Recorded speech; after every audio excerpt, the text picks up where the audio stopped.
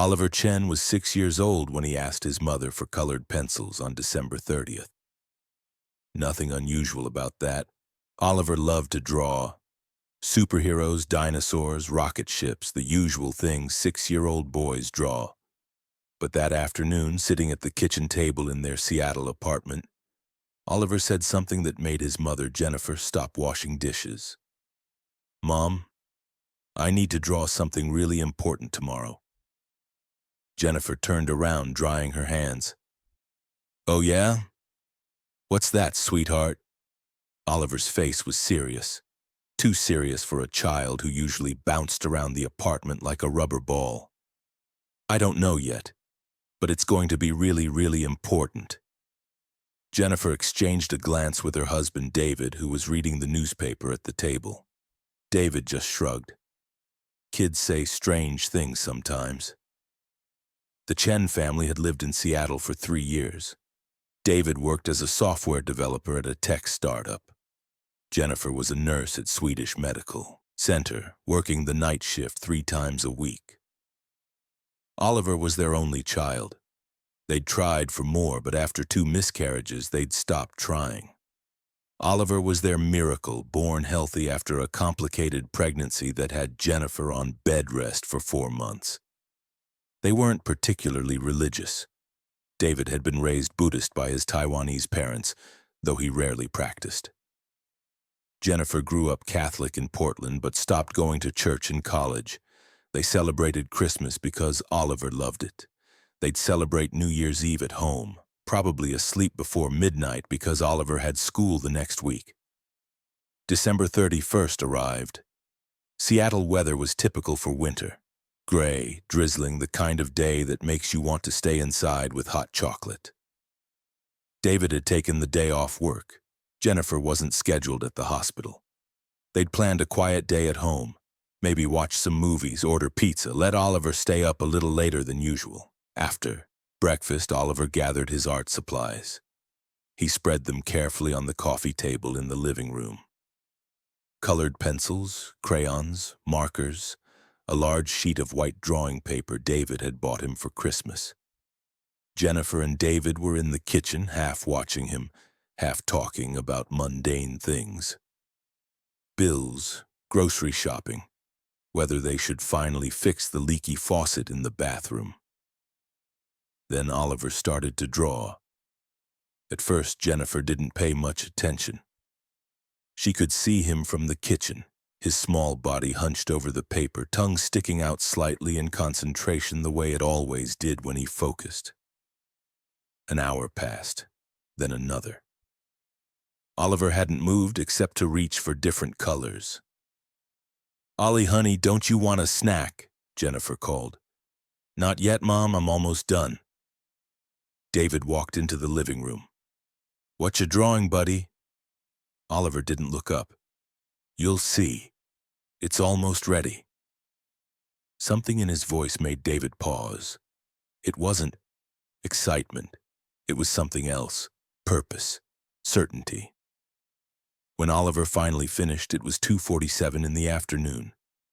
He sat back, stared at his drawing for a long moment, then stood up. "It's ready," he said simply. Jennifer and David walked into the living room. Oliver stood beside the coffee table, hands at his sides, looking at his creation with an expression that seemed far too mature for his 6 years. Jennifer looked at the drawing and felt something tighten in her chest. It was the Virgin Mary, not a child's version, not stick figures or simple shapes. Oliver had drawn the Virgin Mary with a level of detail that shouldn't have been possible for a 6-year-old. Her face was serene, eyes downcast, hands pressed together in prayer. She wore a blue robe that Oliver had shaded carefully, darker blue in the folds, lighter where light would naturally hit. A golden halo surrounded her head, rendered in careful yellow and orange strokes. Behind her, Oliver had drawn stars. Dozens of tiny, precise stars. David's mouth opened slightly. "Oliver, did someone help you with this?" Oliver shook his head. "I just knew what to draw." Jennifer knelt down to her son's level. "Sweetheart, this is beautiful. But why did you draw the Virgin Mary?" Oliver looked at her with those dark, serious eyes. "I don't know her name. I just knew I had to draw the lady in blue, and I have to put it somewhere special before midnight." "Somewhere special?" David asked. "In my room, on the wall where I can see it from my bed." Oliver picked up the drawing carefully, as if it were made of glass. "It needs to be there before midnight. It's really, really important." Jennifer and David exchanged another look. This one lasted longer, carrying questions neither knew how to answer. Jennifer had shown Oliver pictures of saints before, maybe when they visited her parents at Christmas. But she'd never specifically talked about the Virgin Mary. And even if she had, how could Oliver have drawn something like this? "Okay," Jennifer finally said. "Let's tape it up in your room." They used 4 pieces of clear tape, one at each corner. Oliver directed the exact placement, on the wall directly across from his bed at eye level when he was lying down. When it was secure, Oliver nodded with satisfaction. "Perfect. Now it'll be ready." "Ready for what, buddy?" David asked. Oliver turned to his father. "I don't know, but something's going to happen at midnight. Something important, the lady told me." Jennifer felt a chill run down her spine. "What lady, Oliver?" "The lady I was drawing. She told me what to draw and where to put it. She said it was going to help." He paused, his small face scrunched in concentration as if trying to remember exact words. "She said someone needs to see her tonight. Someone who's very sad and scared." David ran a hand through his hair. "Oliver, when did this lady tell you this?" "While I was drawing, I could hear her voice in my head. It was nice. She sounded like she loves everyone." Jennifer pulled Oliver into a hug, partly to comfort him, partly to hide her own disturbed expression from David. Over Oliver's shoulder, she mouthed to David, "What do we do?" David had no answer. The rest of the day felt strange. Oliver acted completely normal. He played with his toys, watched cartoons, ate his dinner without complaint. But Jennifer and David couldn't shake the feeling that something was different. The apartment felt different, or maybe they felt different. At 8:30 p.m., Jennifer's phone rang. The hospital. Her heart sank. She already knew what they were going to say. "Jennifer, I'm so sorry to call on New Year's Eve." It was Margaret, the charge nurse. "Sandra called in sick. We're desperate. I know it's your night off, but is there any way you could come in? Just for a few hours. We're dangerously understaffed." Jennifer looked at David, at Oliver playing on the floor. Every fiber of her being wanted to say no. Something about tonight felt important. She needed to be home, but people needed help. That's why she became a nurse. "I'll be there in 40 minutes. David touched her arm. "Are you sure? We were going to—" "I know, but they really need me. It's just a few hours. I'll be back before midnight." She kissed Oliver goodbye. He hugged her tightly. "Be safe, Mommy. Always, baby." At the hospital, the emergency department was chaos. Seattle on New Year's Eve always was. A car accident on I-5. Someone who'd fallen off a ladder hanging decorations, a kitchen fire, an elderly man with chest pain. Jennifer moved through her shift on autopilot, starting IVs, taking vitals, documenting, comforting. At 11:30 p.m., a woman was brought in by police, mid-30s, disheveled, mascara running down her face in dark streaks. The officer explained quietly. "Found her on the Aurora Bridge. She was going to jump." Jennifer's breath caught. The Aurora Bridge was notorious. Too many people had jumped from it over the years. The woman's name was Claire. She was shaking, crying, refusing to speak. Standard protocol, psychiatric hold, one-on-one observation. Margaret assigned Jennifer. Jennifer pulled a chair next to Claire's bed in the quiet room. Claire sat hunched over, arms wrapped around herself. "Claire, my name is Jennifer. I'm going to sit with you, okay? You don't have to talk. I'm just here." Silence. 5 minutes. 10. At 11:50 p.m., Claire finally spoke. "Do you believe in God?" Jennifer hesitated. I'm not sure what I believe. I used to. When I was little, my grandmother took me to church every Sunday. She had a picture of the Virgin Mary in her bedroom. I used to pray to her every night." Claire's voice broke. "But then my grandmother died, and then my marriage fell apart, and then I lost my job, and tonight I just thought, what's the point?" Jennifer reached out slowly and took Claire's hand. "I'm glad you're still here." Claire's eyes filled with fresh tears.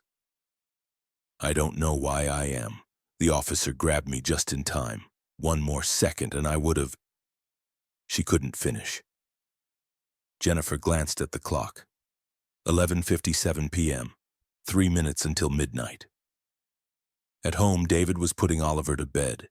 It was already past his bedtime, and Jennifer still wasn't back from the hospital. Oliver brushed his teeth, put on his pajamas, climbed into bed without protest. "Dad," Oliver said as David tucked him in, "Mom's going to be okay. The lady said so." David felt that now familiar chill. "What lady, Ollie?" "The lady in the picture."